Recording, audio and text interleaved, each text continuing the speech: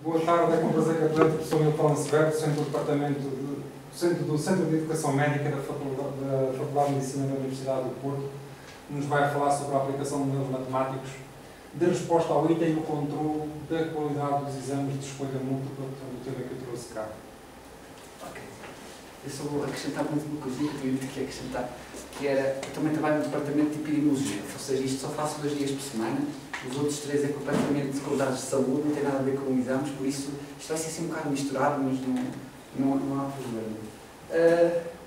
Eu pus muitos temas, mas depois podes avançar, cortar, isso não há stress. Nós em medicina gostamos muito, ou melhor,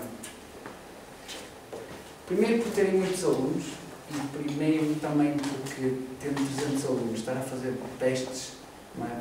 Demora muito tempo a corrigir se for perguntas abertas, etc. Passou-se claramente na Faculdade de Medicina desde há 20 ou 30 anos que se faz só quase todos os exames de escolha múltipla. Ou seja, basicamente só há exames de escolha múltipla, depois há alguns trabalhos nas disciplinas, mas o 80% da avaliação é exames de escolha múltipla. Nós desde que eu fui para lá, por isso, desde que eu saí daqui, há 12 anos, certo? Mais ou menos 12 anos,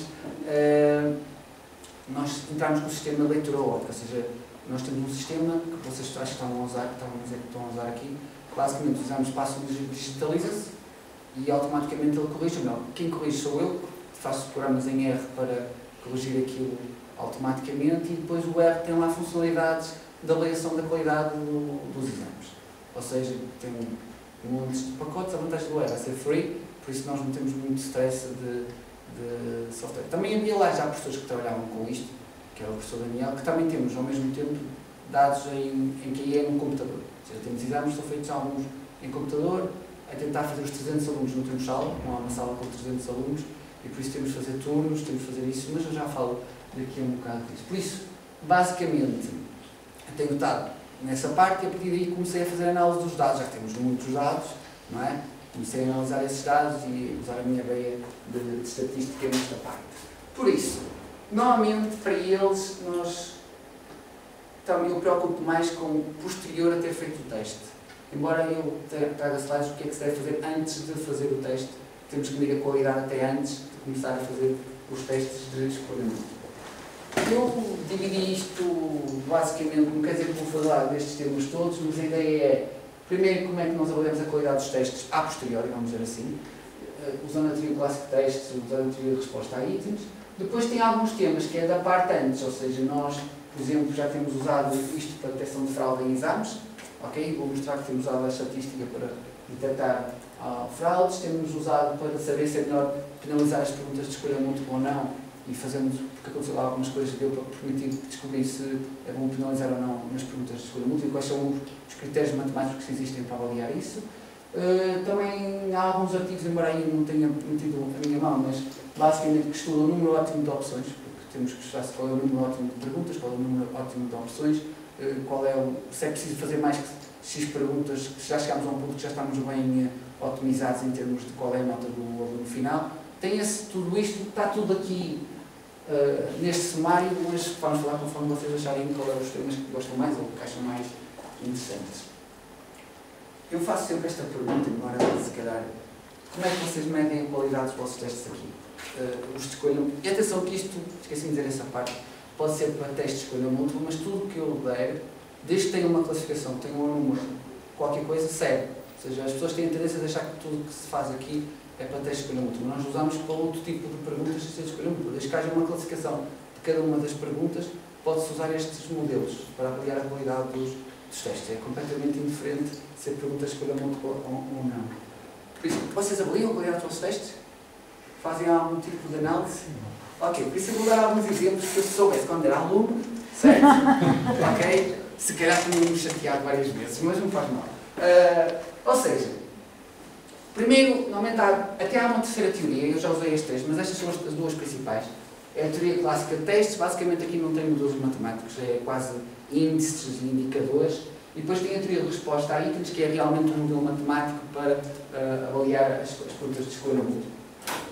Por isso, eu vou começar pela primeira, porque é mais fácil de explicar quais são os indicadores. E, por exemplo, normalmente Eu diria que o índice de dificuldade de cada uma das perguntas, intuitivamente toda a gente consegue chegar lá o que é. Índice de discriminação, também já algumas poderão saber o que é, mas depois quando chega, o que é medir a fiabilidade da prova e o que é o erro padrão de medição que interessa para saber até que ponto podemos chamar os alunos, mas eu já falo aqui um bocadinho, ok? São os termos principais. E depois tem isto, são os indicadores, depois há uns respectivos para a teoria de resposta a itens, com alguns desenvolvimentos interessantes que se pode usar. Posso interromper?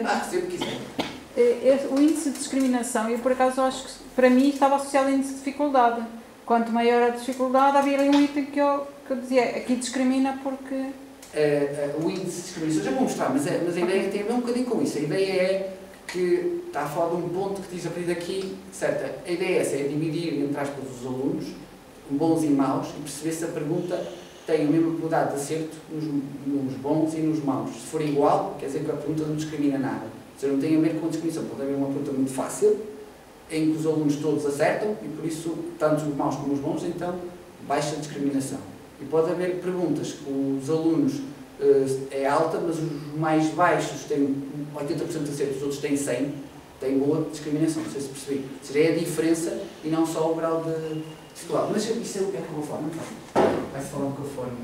Ok, por isso eu vou falar primeiro destes. O primeiro é muito simples, por isso a ideia é, basicamente, a gente iria fazer isto, ou seja, se tivesse por pergunta muitas temos um verdadeiro ou falso, acertou ou errou, por isso nós podemos fazer a percentagem de estudantes que responderam corretamente ao item. Normalmente é uma coisa muito simples. É um critério que toda a gente normalmente sabe qual é e até faz intuitivamente e não há problema. Se for uma pergunta que não seja escolha múltipla, ou que seja uma escolha múltipla que tenha cotação, do género, seleciona duas opções de cotação, porque há vários tipos de perguntas de escolha múltipla.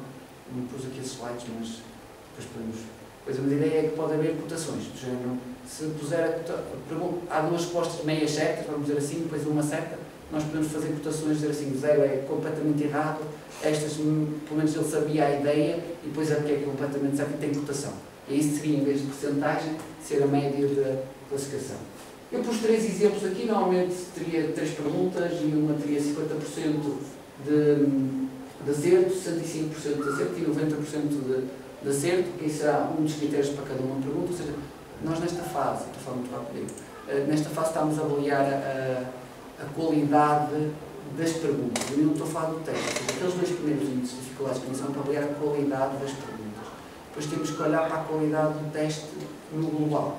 Ou seja, o teste pode ter lá menos e perguntas mais, mas globalmente ser bom. Então, até pode ter um conjunto razoável de boas perguntas, mas continuar a ser mau. Não sei se estou a fazer. Por isso é importante saber isso tudo.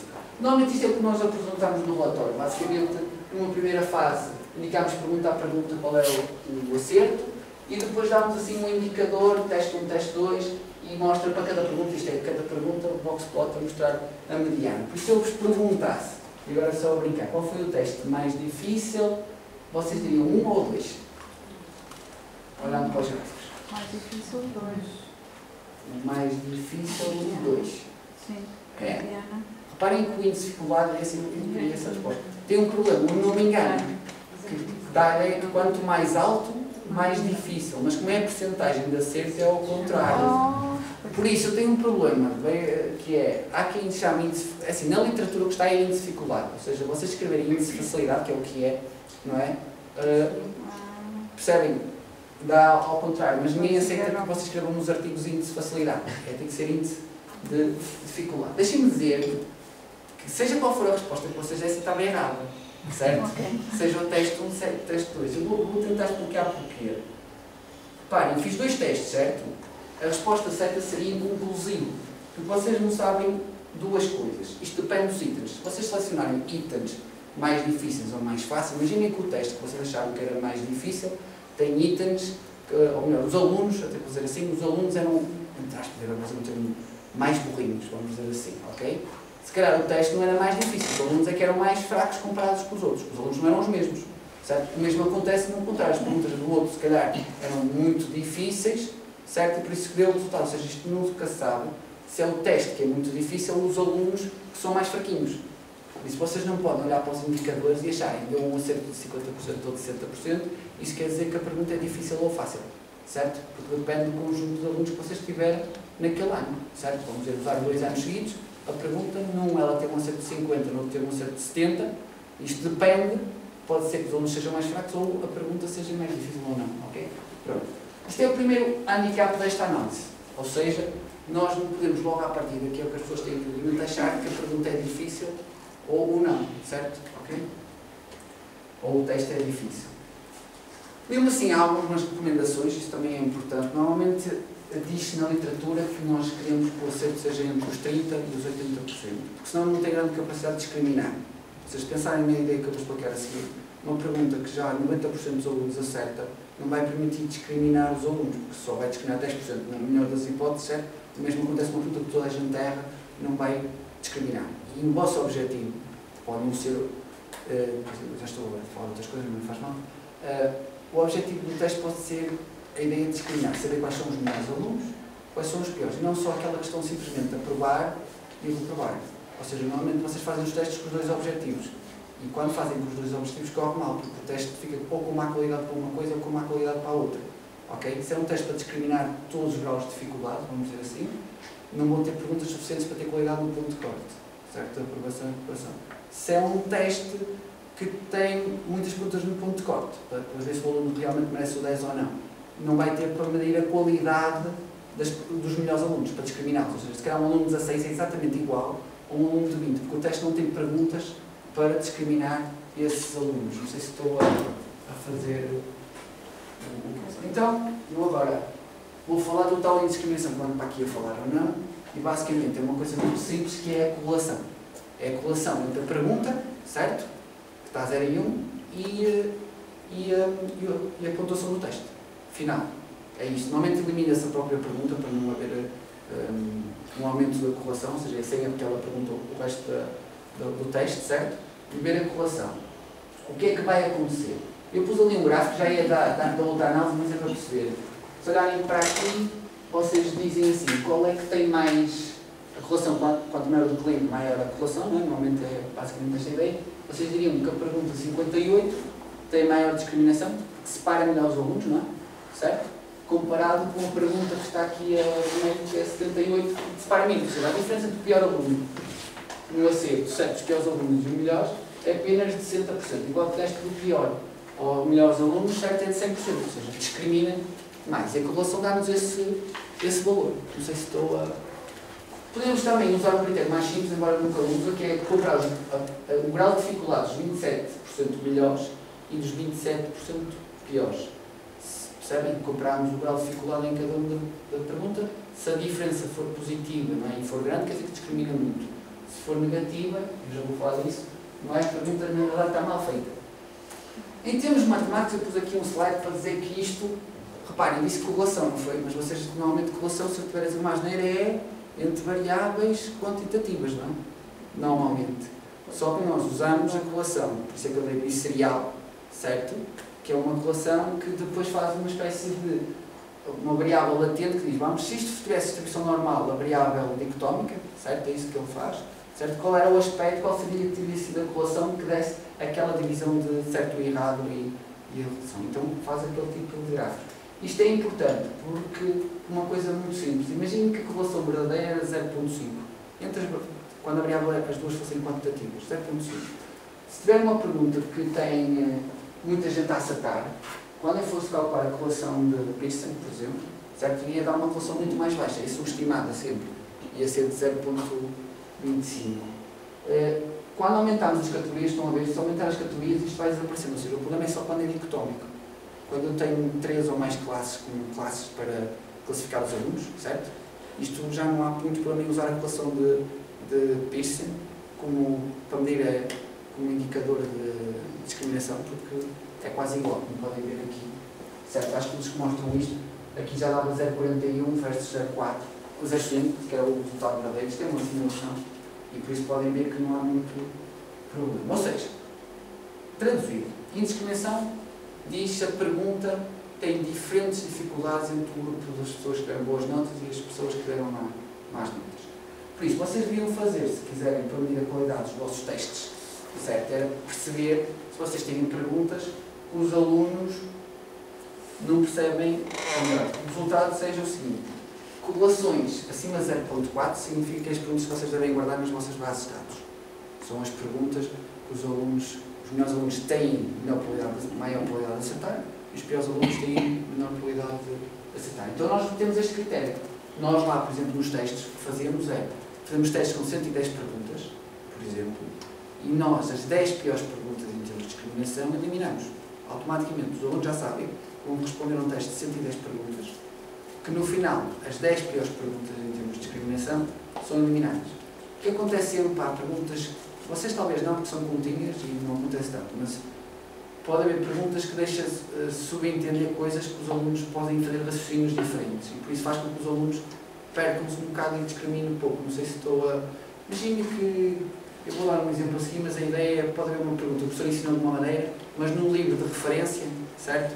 Há lá outra possibilidade de tratamento, ou outra possibilidade de diagnóstico. Estão a perceber? E por isso os alunos mais inteligentes sabiam aquilo que estava no livro e puseram essa pergunta. Então tem discriminação negativa. Estas perguntas que têm até abaixo de 0.2, em termos de assim, até negativo, significa que se deve eliminar a pergunta, não deve se incluir no teste. Nem sequer devem ser incluídos.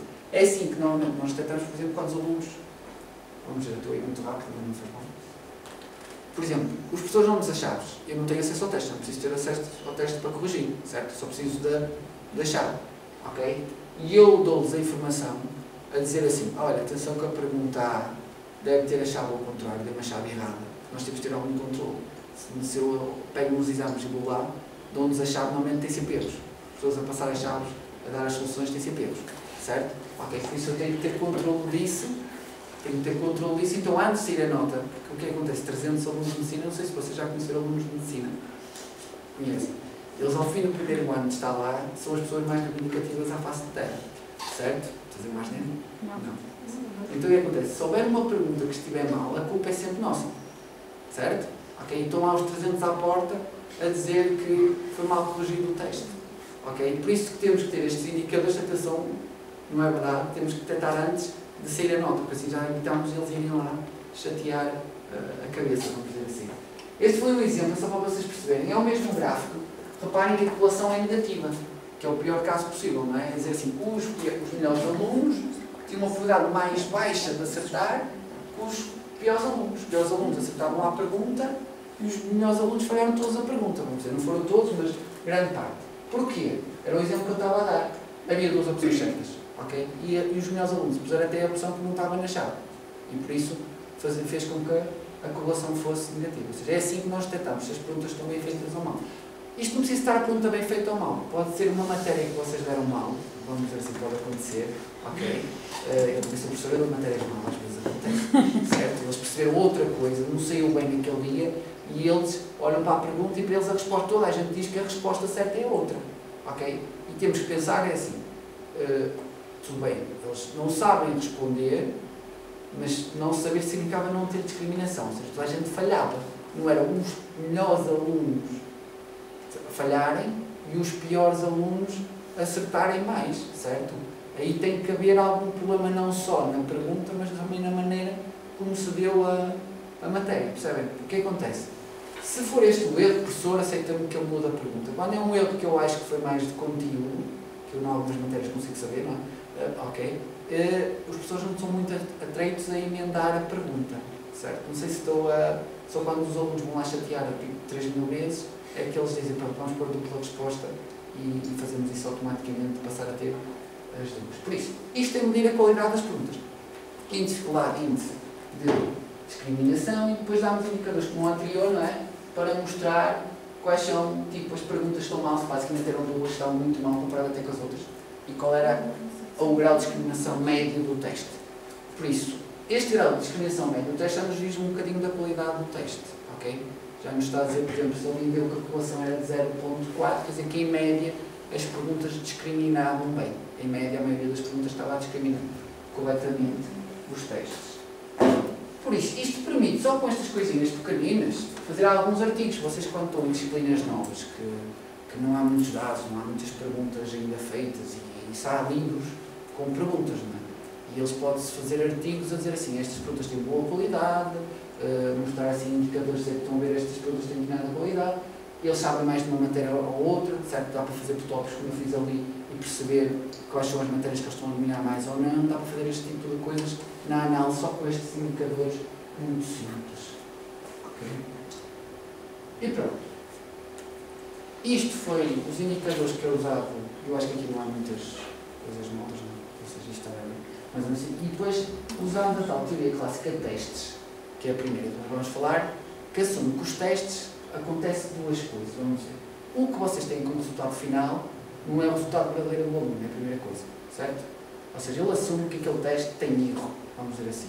Qualquer resultado que tenha, se tivesse sim selecionado outro conjunto de perguntas, não teriam o mesmo resultado. Você acha que os alunos teriam o mesmo resultado? Se calhar saiu as únicas perguntas que ele sabia, certo? Ou não saiu as únicas perguntas que ele não sabia, vamos exagerar, não é? Ok? E por isso não é o resultado verdadeiro do aluno. A teoria assume que o resultado observado, X, é a soma da classificação verdadeira do estudante e um erro aleatório.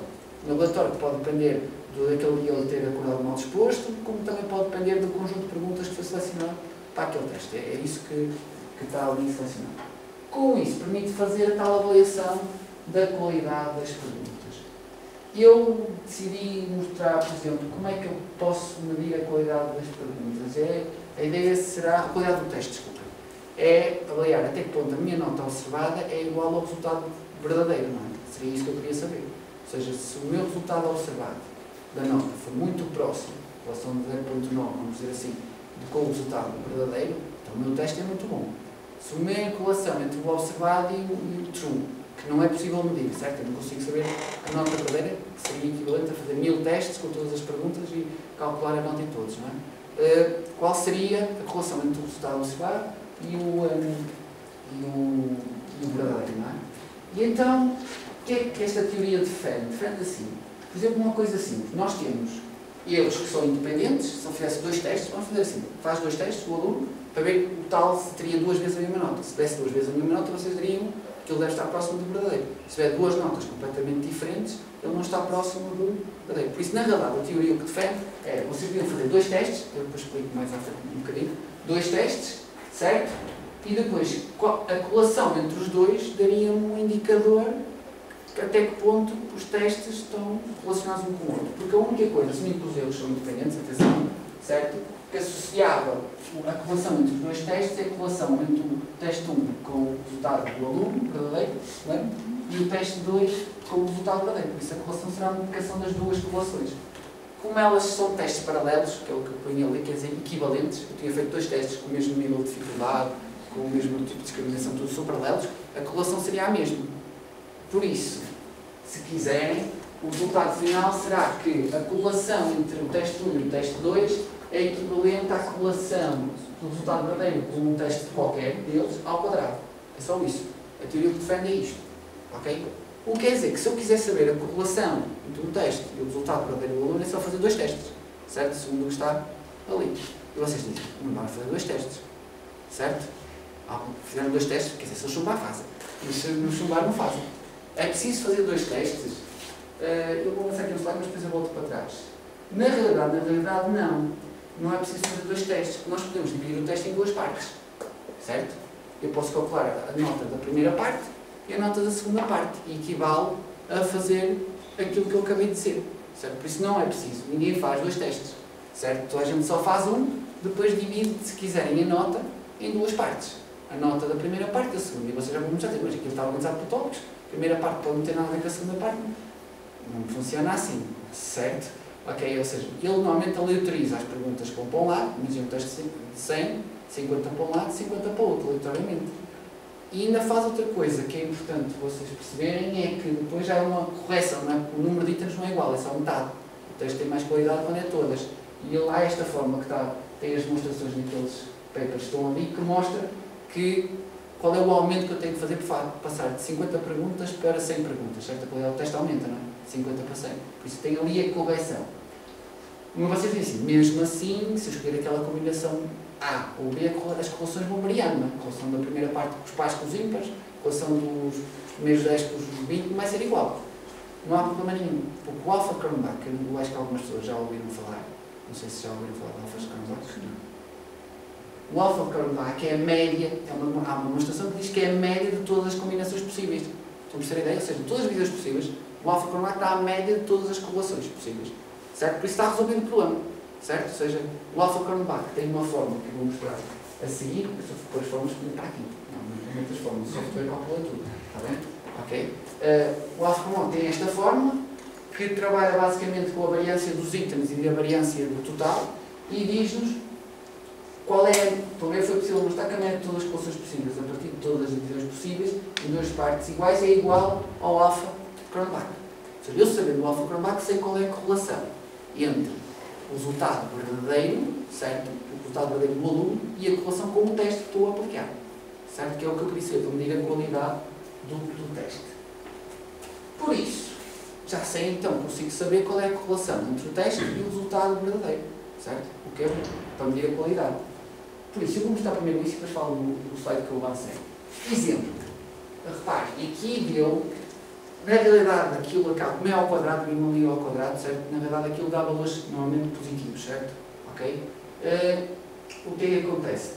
A correlação deste teste da FNUP era de farmacologia, tinha 100 perguntas, atenção que lá faz com muitas perguntas, porque o número de perguntas é que faz, na verdade, aumentar a qualidade dos testes e não o número de estudantes que tenham. Aqui não é o número de estudantes que está lá que interessa, é o número de perguntas que tem no teste.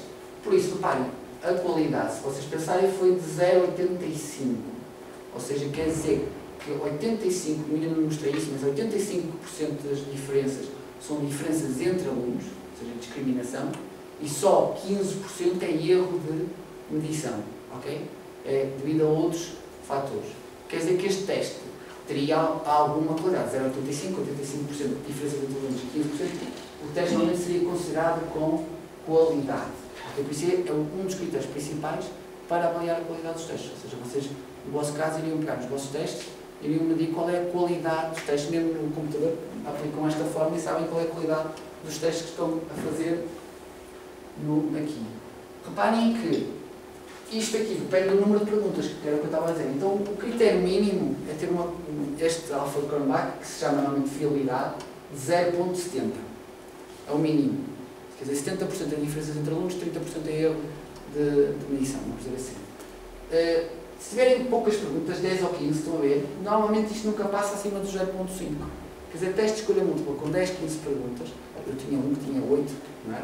Ou assim, na verdade, não teria capacidade para ter qualidade suficiente no teste. Percebem? Para poder dizer que a nota que ele tem real, observada, é igual à verdadeira que ele merece. Não sei se estou a... Ok? Se tiverem mais de 50, até dizem que isto até podia aumentar para 0,80, porque isto depende do número de perguntas. Se houver só essa prova, o critério nos Estados Unidos, atenção que nos Estados Unidos tudo isto vai para tribunal, os alunos levam os professores a tribunal, não é como aqui, certo? Eles são obrigados a ter, nos exames de especialidade, aqui no exame de especialidade está para ir para isto, certo? Exames de especialidade de medicina, são obrigados a ter estes critérios. Se não tiverem, alguém vai ter que ser contratado para fazer o teste sem ser o que estão a fazer. Okay? Não podem ter critérios abaixo disto, porque senão não é defensável a nota, okay? Que os alunos têm.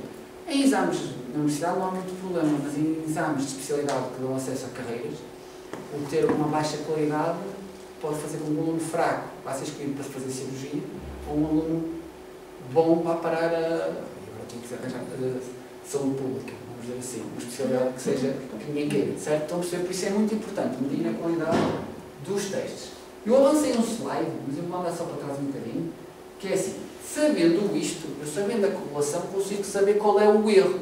Número de perguntas, imagina, eu tenho 100 perguntas, qual é o erro do teste? Quantas perguntas ele podia ter tido, acima ou abaixo, tipo intervalo de confiança. Ok? E tem esta forma, muito simples, basicamente é pegar neste coeficiente que eu calculei aqui, que é a tal população no teste 1 e no teste 2, vamos dizer assim, ok? E a variância original das notas. Fazendo desta forma, eu vou avançar, não vou mostrar aqui muito preocupado com isso, mas a ideia é que sai, o resultado que nós damos aos alunos é este. Por exemplo, este teste que eu estava a mostrar tinha uma variância da nota final de 11 e um alfa-Cronbach de 0,35. Significa que o erro é de 4,3 perguntas. Ou seja, quando um aluno que mereça 50 pontos, passar, ele poderia ter 54,3, como poderia ter 46 ou 45,7. Ok? Estão a perceber isto? E vocês dizem, não é preocupante, não é? 9,5 está nos 45. O problema é que temos de fazer intervalos de confiança, por isso temos que multiplicar por 2. Certo? 1,96. Ok? Vezes 2. Ou seja, isto na realidade é um erro de desde os 41% a 58,4%. Ou seja, um aluno que realmente é um aluno de 50%, tanto pode ter 41,8% neste teste, com esta qualidade boa. Atenção que isto é qualidade boa, certo? 0,85. Ok? Pode ter 41,6% ou 58,4%.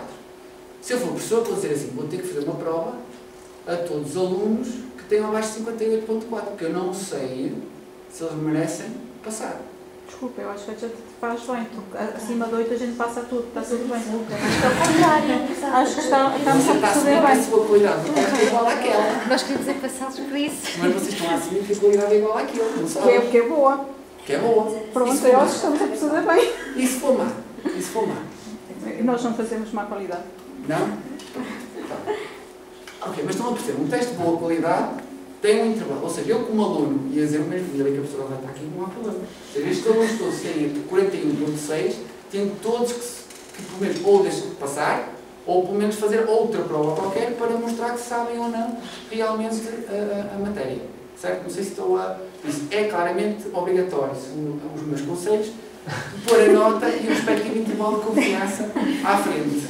Então vocês fazem investigação, por isso, vocês fazem alguma coisa sem intervalos de confiança, ou peso, ou outra coisa que for de estatística. Não faz, não é aceitável. Aqui é igual nas notas, não estão a classificar, não estão a dar uma nota, dizer, merece chumbar ou não. Tem que ser estatisticamente significativo, certo? Senão não podes chumbar, ok? Mas isso é o que nós fazemos. Atenção que nós usamos isto, já usámos isto para uma determinada situação. Nós lá temos, ok, isto mais ou menos eu já falei, ok, mas a ideia é o seguinte. Os alunos podem ter provas de filtro, não sei se vocês mesmo nos vossos computadores às vezes fazem níveis, não é? Níveis nos jogos, certo? Ok? Se tiverem jogos. E eu para passar ao próximo nível, certo? Pode ser jogos, pode ser testes, pode ser algum que vocês acharem melhor. Mas a ideia é que havia um exame que era filtro. Havia um exame prático, se chumbasse, não podia ir ao teórico, certo? E então eu consegui convencer o professor a dizer, não, este ano vamos deixar ir alguns alunos, tendo em conta o intervalo de confiança. Perceberam esta? Ou seja, o primeiro mediu o erro de medição, havia 3 testes práticos, o erro de medição em todos foi igual. Isto depois não muda muito. O erro de medição, os testes mais ou menos mantêm a qualidade, por isso mais ou menos dá igual. O erro de medição era 2,2 perguntas, vamos dizer assim, e eu fui dizer assim, estes alunos este ano, a título de exceção, vão fazer o teste. E eu fiz o cálculo, dizendo assim, anota o tal valor de ponto de corte, abaixo um erro padrão, um desvio padrão, vamos dizer assim, e 2 desvios padrões, e ainda deixei ir alguns mais abaixo, vamos dizer assim. Ok, a professora estava simpática, era anatomia, deixou-me fazer a experiência. O que é que aconteceu às notas? Reparem ali, tem um valor preditivo positivo, isto é porque a linguagem de médicos só tem valores positivos, especificidades, sensibilidades, ok, eu pus ali os resultados. O que interessa é quantos é que estavam abaixo de passar, ou seja, um erro padrão abaixo do ponto de corte, certo? Vamos dizer assim, um erro de medição, e passaram 88,9% dos alunos no teste teórico, ou seja, aquilo não estava a filtrar bem. Os alunos que estavam abaixo, 88,9% teriam chumbado, passaram. Mesmo entre 1 a 2 erros padrões abaixo da média do ponto de corte, desculpem, passou 70%. Só quando baixava abaixo dos 2 é que isto baixava para os 40%. Era a primeira linha, pelo menos, baixava para 39,1%. Ou seja, atenção que o ponto de corte não era 10, era 12. O exame filtral além de não ter ponto de corte, lá não se usa só 10, certo? Como ponto de corte, isso é outra coisa que podemos discutir, os pontos de corte não têm que ser 10, ok? E eles tinham um ponto de corte de 12 para a disciplina, para fazer o exame seguinte, ok? E então, basicamente, o que baixamos acabou para ter para ser para o 10. Mas quando é 10 é mesmo 10, ou seja, o ponto de corte não é 9,5, é 10, ok? Porque já fizemos a conta, e é 10, é 10, ok? Não sei se estou a... Ou seja, e com isto publicámos um artigo para mudar os pontos de corte. Ou seja, nós podemos fazer artigos nesta área exatamente para ver quais são os melhores pontos de corte para determinados testes e assim sucessivamente. Usando esta ideia do erro padrão da medição. Ok? Só para... Aqui está 2 slides, é só para dizer algo. Atenção que isto pode ser definido, como eu fiz à posteriori, não? Eu fui ver o erro de medição e defini o ponto de corte à posteriori. O que é um bocado instável para os alunos, não é? Porque eles podem, se o teste piorar muito a qualidade ou melhorar muito a qualidade, o ponto de corte pode mudar ligeiramente. Mas há métodos matemáticos, atenção, eu não pus aqui a matemática disso, que tenta definir o ponto de corte.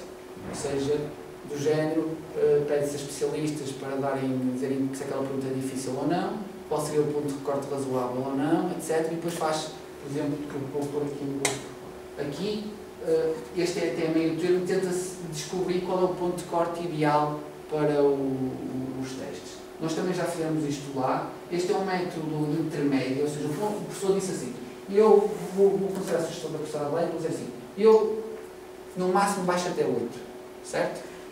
Mas o que eu subo mais o ponto de corte é 10, que é o habitual, certo? Ok? Por isso ficava com esta margem aqui. E depois dizia assim, eu não aceito que chumbo na minha disciplina, mas podem passar todos, mas chumbar mais de 50% é porque alguma coisa está mal, certo? Não sei se estou a... Ok? Por isso, mete estas metas aqui. E então depois é possível, pôr na distribuição dos alunos das notas, dizer assim, atenção, como eu não quero passar dos 50%, não é? Não quero que chumbem mais de 50%.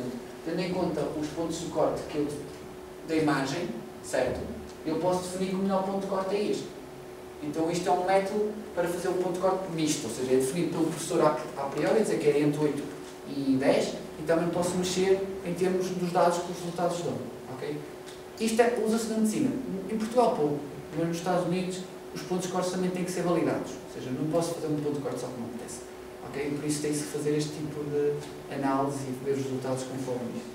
Eu estou a pensar em jogos e assim, e vocês têm testes com níveis, vocês, para passar para o próximo nível, como é ter a certeza que ele merece passar ou não merece passar.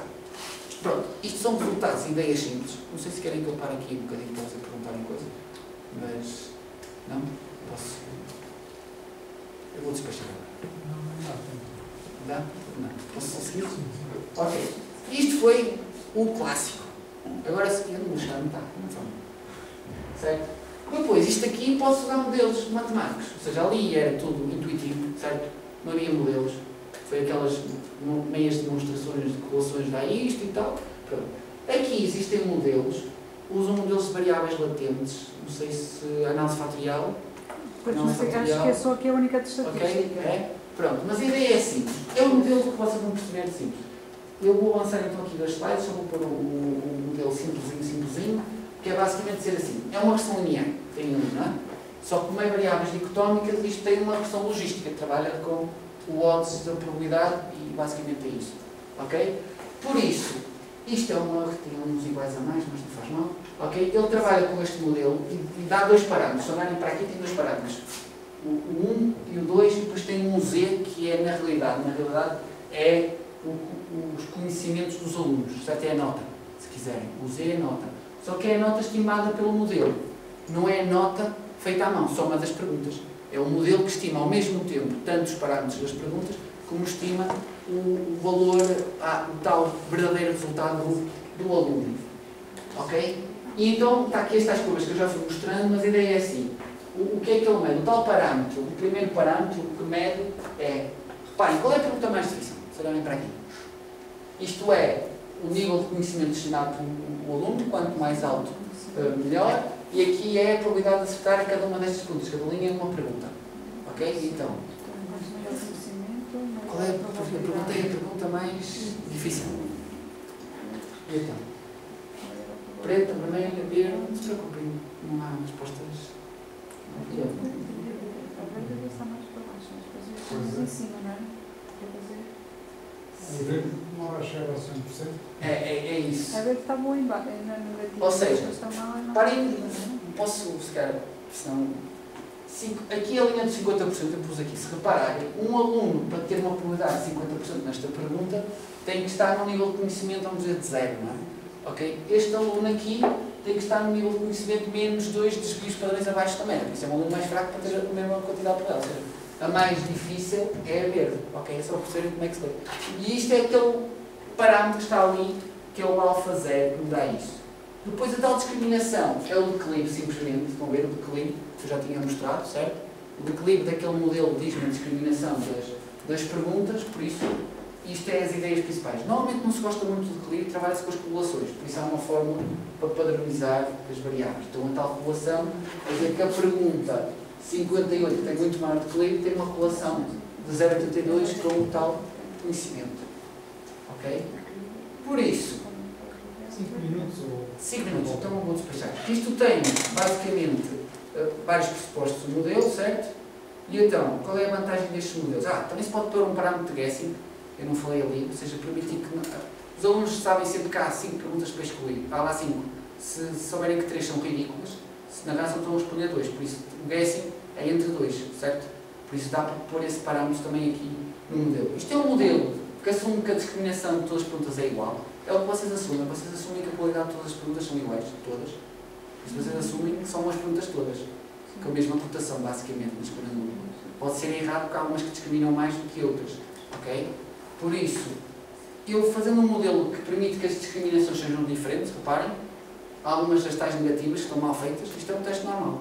Certo? Discriminações negativas, algumas que não discriminam nada, perguntas que ninguém acerta, perguntas que toda a gente acerta, estão a ver? Isto é o teste normal, visto graficamente os resultados.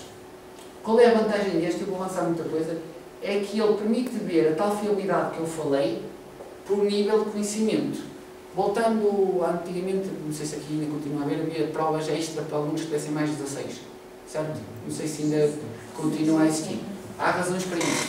Por exemplo, este teste diz que discrimina muito os alunos médios, não discrimina rigorosamente nada os alunos acima, eu ponho 2 padrões acima da média, vamos dizer assim. Nada, ou seja, o teste não tem qualquer informação. Não tem lá perguntas difíceis para fazer isto. Ou seja, quer dizer que eu devia, o erro inicial, tal erro que eu falei, aquele erro era médio, aquele que eu primeiro mostrei, e aqui é o erro ponto a ponto, se quiserem. Ou seja, eu posso pôr aqui uma curva, certo? Ponto a ponto. Estão a ver? O erro é muito grande nas pontas, normalmente, você não tem perguntas nem muito fáceis, nem muito difíceis, e o erro é muito pequenino no meio, certo? Ok? Por isso nós podemos ver isto a este nível, certo? E perceber até que ponto podemos modificar o teste e assim subindo. 5 minutos, não é? 3.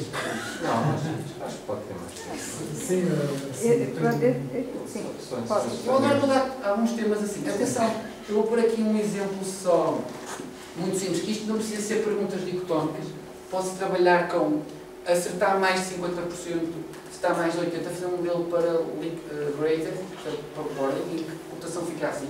É um modelo nominal, mas é a mesma leitura. Estão a ver? A única coisa que muda é que há um ponto de corte diferente para cada categoria. Ou seja, se tiver 3 categorias da classificação, certo?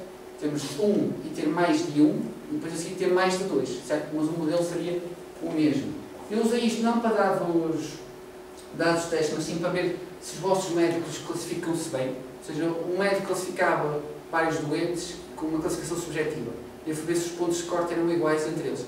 E não eram nada iguais. Estão a perceber? Ou seja, um podia dizer que o paciente era muito grave e o outro podia dizer que estava muito bem. Certo? Ok? E nós então pegámos nisso e calibramos todos os médicos de maneira a ficar com o mesmo resultado. Certo? Ok? Isto é só fazerem que é o tal departamento que eu trabalho ao lado, que usa as mesmas coisas, exatamente as mesmas ferramentas, mas a fazer outras coisas. Por isso, número ótimo de opções. Existem demonstrações matemáticas com determinadas funções em relação ao tempo e etc. que mostram que o número ideal de opções são 3. Ok? Não é ter infinitas, não é nada disso. Vocês, ao porem muitas, vocês acabam por lá algumas que não têm, ninguém vai descobrir aquelas. Por isso, tendo em conta o número de opções que coloco e o número de perguntas sendo variado, ou seja, se eu tiver 100 perguntas, ou melhor, 100 opções para pôr, eu posso pô-las 3 em 3 ou 4 em 4, qual seria o número ótimo? Foi 3. E há demonstrações que mostram exatamente isso. O número ótimo de opções são 3. Agora só vou dizer assim algumas. Ai, desculpa. É a minha chefe. Não faz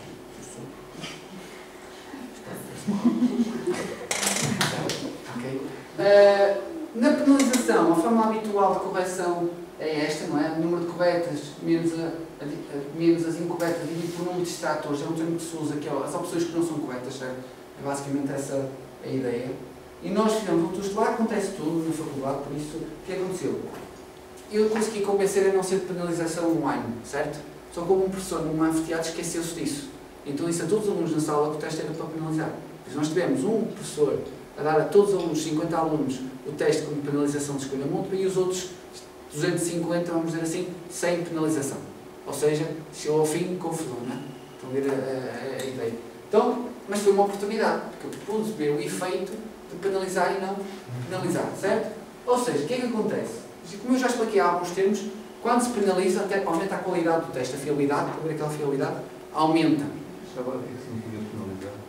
Penalizar aqui significa que quando o aluno falha, desconta algum valor. Ali é aquela forma habitual de correção para o guessing. Normalmente penaliza-se para o guessing, que é para dizer assim, um aluno que apostasse em todas que não sabe, acabava por ficar com a mesma nota. que é aquela correção que está ali. Depois avancei, mas está ali a dizer que ficava com a mesma nota o resultado final. O problema não é esse. É que, na realidade, eles não ficam com a mesma nota.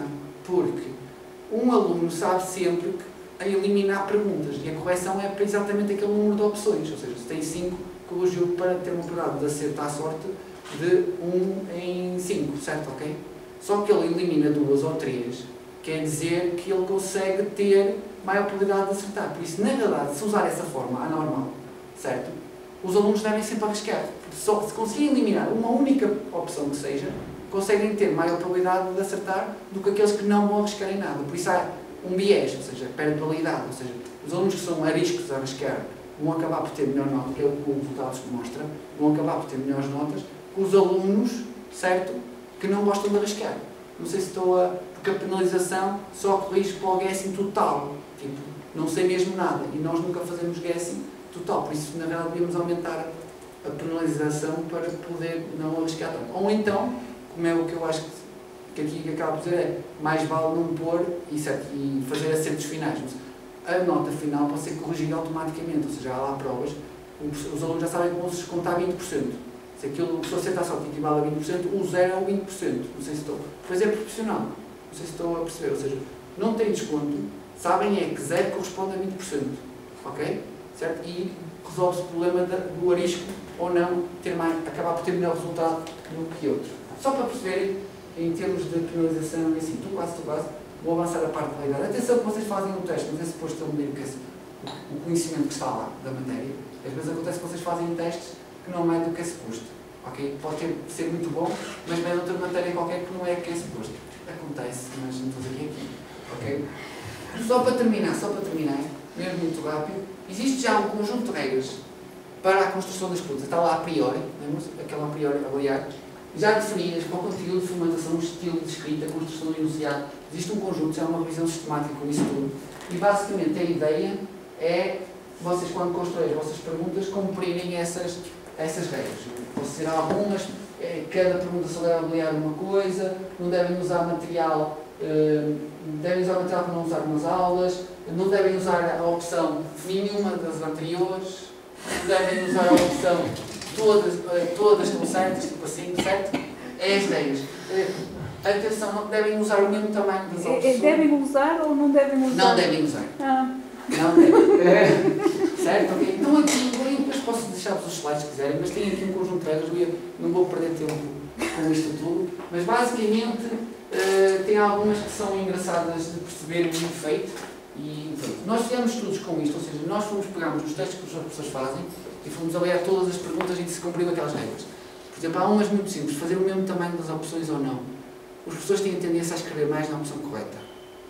Quer dizer, um aluno que não saiba nada, mete essa, certo? Ok? Um aluno que não saiba nada, os estudos mostram, se for um teste com problema, não há problema porque é permutado, não é? Por isso não há problema. Mas no paper, vocês não gostam de pôr nas pontas, metem mais no meio. Está estatisticamente estudado isso, acabam por pôr mais certas no meio. Quer dizer, um aluno que não saiba nada, vai pôr, se não souber mesmo nada, põe no meio. Também, um aluno que sabe, o professor baralha direitinho, certo? Também pode fazer ao contrário. Atenção que depois já passaram ao contrário, que é, eles há sempre 10 A's, 10 B's, 10 C's, 10 D's. Então, se eu já tenho lá 10 A's, só pode ser C, D ou E. Ok? Por isso há depois o raciocínio ao contrário. Por isso você não sabe para lá de onde cair. Ok? Se calhar é melhor uma função matemática primeiro, para dizer, vai ser este teste com mais A, mais B e mais C, e depois é que põem lá o certo e errado e assim sucessivamente. Ok? Eu até tinha aqui um slide. Ok, isto é só para dizer que só, basicamente, 45% das nossas perguntas estavam a cumprir aquelas regras todas. Quer dizer, 60% das perguntas, basicamente, não funcionavam, não estavam a cumprir as regras. E por causa de não cumprir as regras, estou mesmo a terminar. Voltar naqueles índices, atenção que este é o de dificuldade, só mudei o nome que os professores têm, só para perceberem, mas a ideia é o mesmo. E aqui é o tal discriminação, e mostra que quando não cumprem as regras, não é? A discriminação comparada com as perguntas standards baixa. Ou seja, o não cumprir, não fazer pôr lá muitas perguntas nenhuma das anteriores, todas as anteriores, etc., piora a qualidade do teste. Aqui só ia pôr então o último slide, para terminar, que o efeito é diferente para nenhuma das anteriores e para todas as anteriores. por exemplo, na nenhuma das anteriores, o efeito, que é 25, certo? Mas esta eu já sei, esqueço. Mas a ideia é que o efeito é diferente. Portanto, se eu souber que está uma errada, ou uma certa, ou melhor, uma errada, ou melhor, até vou dizer ao contrário. Na nenhuma das anteriores, se eu tiver dúvidas, eu vou achar, não tenho certeza que aquela é certa, só há uma certa, não é? Mas como estou em dúvidas, vou ter tendência a ter dúvidas entre essa e nenhuma das anteriores. O que é que vai tornar a pergunta muito difícil para os alunos que têm dúvidas. Dúvidas, ele sabe que é aquela, mas se eu for menos arisco, certo? Ele vai pensar, será que é nenhuma das anteriores? Por isso fica mais difícil. Se tiver todas as anteriores, se ele souber que uma é errada, é suficiente para escolher duas opções, a todas as anteriores e aquela. Por isso aumenta logo a probabilidade de acertar. É só para perceberem que o efeito nem sequer é igual entre nenhum. Mas a ideia é não usar essas duas. Usar perguntas negativas, baralhar a cabeça dos alunos. E por isso a discriminação das perguntas negativas é a pior. Ok? Só para perceberem que... Pronto. Para terminar, não ia dizer que nós temos fraude lá, certo? Ok? E eu já vou só avançar. Este fraude eu já contei uma vez aqui, foi basicamente, uma vez contei, que os alunos fizeram, havia 10 testes de expressão A, B, C, D, chegaram ao fim, havia contagens erradas, havia 11 com A e 9 com B, vamos dizer assim, e então nós usámos a estatística basicamente para calcular qual era o número de respostas comuns entre alunos, esperadas, e comparar com o que foi observado, certo? Ok, só isto. Número de comuns de respostas, por exemplo, um aluno que acerta 50%, outro aluno que acerta 50%, a probabilidade devia ser de 25% de ter respostas iguais, certo? Vamos fazer assim uma conta rápida. Se ele tiver 70% de respostas iguais, está muito acima do que é esperado, deve ter copiado por esse aluno. Então vamos ver ou seja, nós fazemos pares, aqueles pontinhos todos, os pares todos, e encontramos 4 pares em que aquilo era muito acima do esperado. Ok?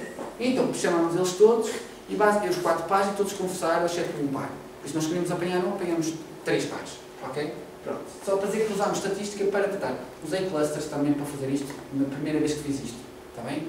Okay. Tem um cluster de alunos que tinham respostas iguais, por isso dá para fazer clusters para ver padrões de respostas.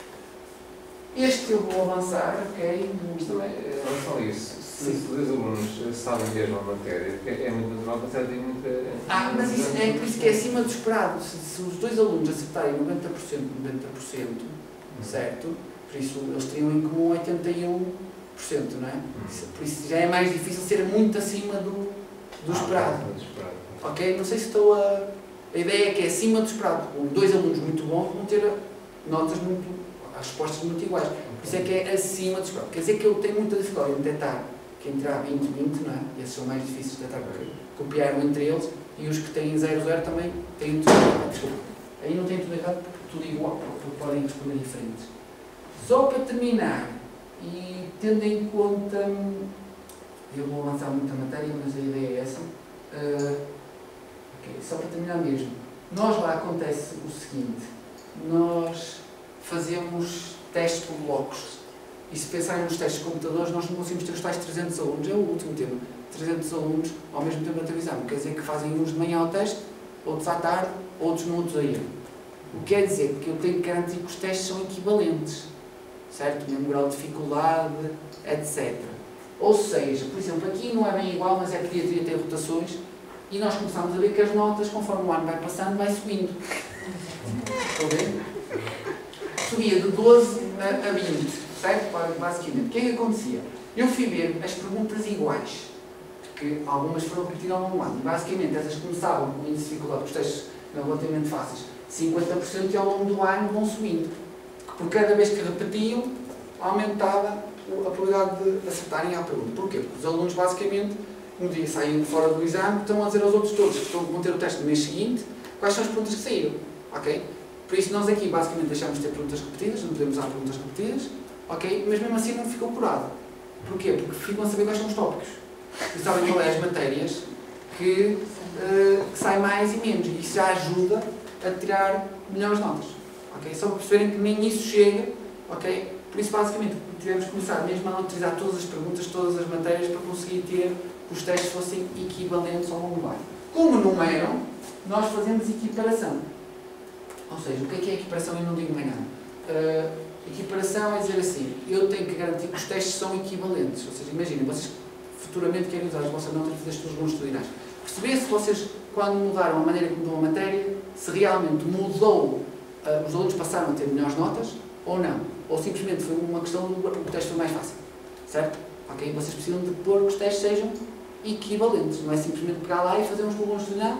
Pronto, as notas eram 12, no ano seguinte são 14, no outro são 16. Não, porque simplesmente foram aumentando a facilidade no teste e por isso subiu. Na verdade, se calhar eles estão piores do que estavam no início. E vocês precisam de fazer equivalentes. E entre estas técnicas todas de equiparação, estou a ver que eu mostrei aqui o slide, equiparação, existem muitas técnicas, e eu vou avançar, que tentam mostrar com perguntas comuns, ou usando perguntas comuns ou não, mostrar que os testes são equivalentes, que os graus de dificuldade dos testes são equivalentes e por isso já posso comprar as subidas de notas. Okay? Isto é tudo que nós fazemos lá. Eu dei muitos slides, não dei provavelmente grande ajuda em termos de coisa, mas é para perceberem que dá para fazer montes de coisas e que existem montes de artigos estatísticos e matemáticos para poderem fazer este tipo de análise. Não é pegar simplesmente nas notas e achar que é pegar nas notas e analisar os resultados. Ok? Próximo minuto. Obrigado.